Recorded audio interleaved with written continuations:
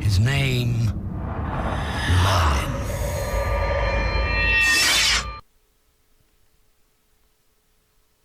What's going on, knights, lords, ladies, and everyone in the whole land of Ambion?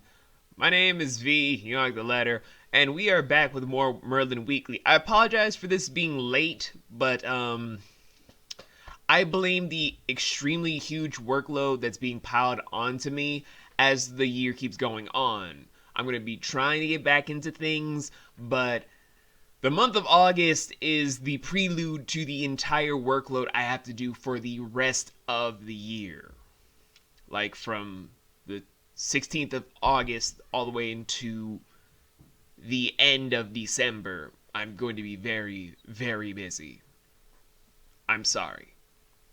However, we are covering episode 10 from series 4 of A Herald of a New Age, where I'm not even going to give you guys the fancy synopsis. It's basically a possession story that also fleshes out a little bit of backstory into Arthur's history before the whole Merlin storyline starts. It kind of reimagines things as like Arthur isn't as pure as people want him to believe so as king, where he still has his failings that he has to actually overcome, kind of in the same vein as his father has in this whole crusade, being the overarching character development that has been very much a scourge and a plague upon his whole being. The fact of the matter is, he's always been in that shadow of how to impress his father and what to do to make sure that he's good enough in his eyes by doing stuff.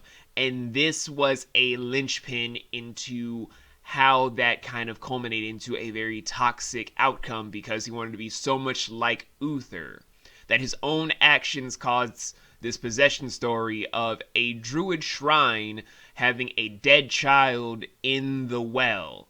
There aren't really clear notes or connotations as to how the children were murdered, just that there was an attack on the druid camp, and that Arthur only told the soldiers in his younger, more inexperienced days to only kill the men. Women and children were to be left alone.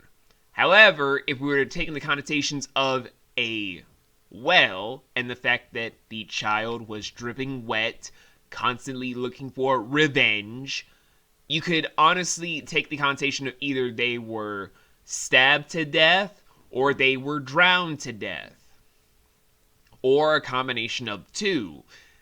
It's kind of one of those darker moments where you just have to sit down and be like, this is definitely where Merlin could have gone in earlier episodes of this season and would have been phenomenal, especially because it gives a nuance as to, although Merlin, when he's around the shrine, he feels uncomfortable, we also see that same vein of uncomfortability when it comes to not only Merlin's whole doing of it, but Arthur's as well.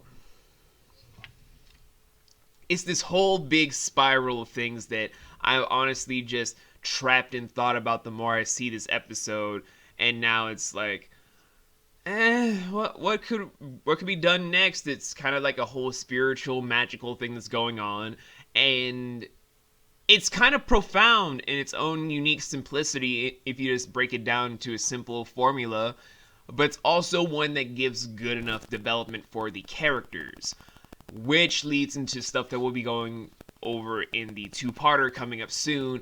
But I'm going to save all those details for when we go into episode 11, because I'm trying to keep things short with this episode, because there's a lot of small red herrings to the events that go into episode 11 that kind of make things a little bit sadder, if that makes any sense.